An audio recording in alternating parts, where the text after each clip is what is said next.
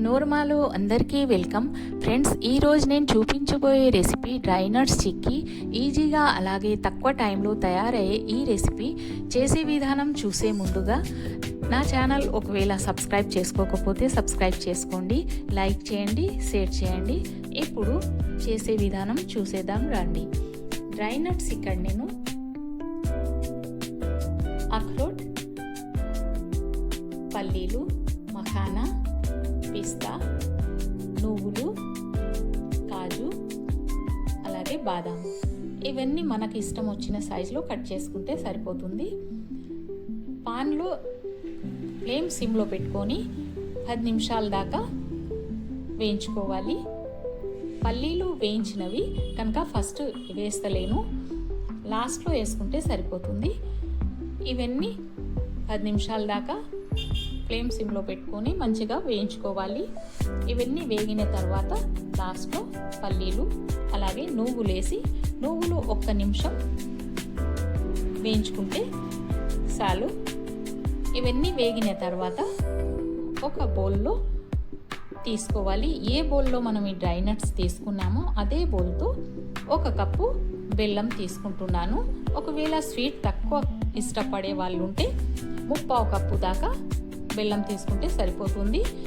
ఇప్పుడు ఈ బెల్లంలో 3 స్పూన్ల దాకా 3 స్పూన్ల దాకా నెయ్యి వేసుకొని ఫ్లేమ్ సిమ్లో పెట్టుకొని బెల్లం కరిగించుకోవాలి. బెల్లం కరిగిన తర్వాత ముదురు పాకం వచ్చేదాకా చూసుకోవాలి. పాకం వచ్చిందో లేదో ఒక ప్లేట్లో నీళ్ళు తీసుకొని నీళ్ళు వేసుకొని చూసుకోవాలి. అత్రాసకి పాకం ముదురు పాకం వచ్చేలాగా ముదురు పాకం పట్టుకోవాలి. ముదురు పాకం వచ్చిన తర్వాత డ్రై నట్స్ వేసుకొని ఫ్లేమ్ ఆఫ్ చేసి ఒక ప్లేట్కి నెయ్యి అప్లై చేసుకొని ఇది వేసుకోవాలి. ఒకవేళ బటర్ పేపర్ ఉంటే బటర్ పేపర్ మీద వేసుకుంటే సరిపోతుంది. నేను ఇక్కడ బటర్ పేపర్ మీద వేస్తున్నాను. బటర్ పేపర్ లేనప్పుడు ప్లేట్కి నెయ్యి అప్లై చేసి దాని మీద వేసుకోవాలి. ఈ విధంగా కావాల్సిన సైజులో తట్టుకోవాలి. అలాగే ఇంకా కొద్దిగా పత్లాగా కావాలంటే చపాతీ చేసే కర్రతో తట్టేస్తే మనకి కావాల్సినంత తట్టుకుంటే సరిపోతుంది. అలాగే వేడిగా ఉన్నప్పుడే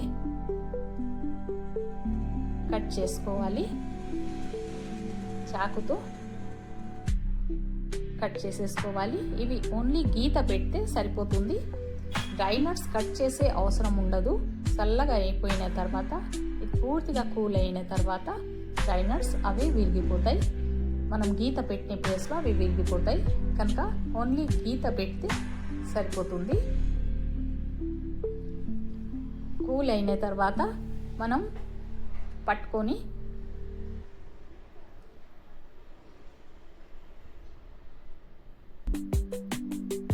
ఈ విధంగా విరిగిపోతాయి.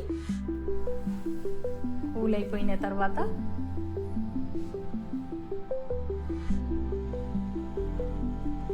ఎంతో ఆరోగ్యకరమైన డ్రై నట్ చిక్కీ రెడీ అయిపోయింది. ఈ చిక్కీ ఎన్ని రోజులైనా నిల్వ ఉంటాయి. అయితే ఎంతో రుచిగా ఉండే ఈ చిక్కీలు తింటా ఉంటారు, అంత రుచిగా ఉంటాయి కనుక తొందరగా అయిపోతాయి. మీరు కూడా తప్పకుండా చేసి ట్రై చేయండి.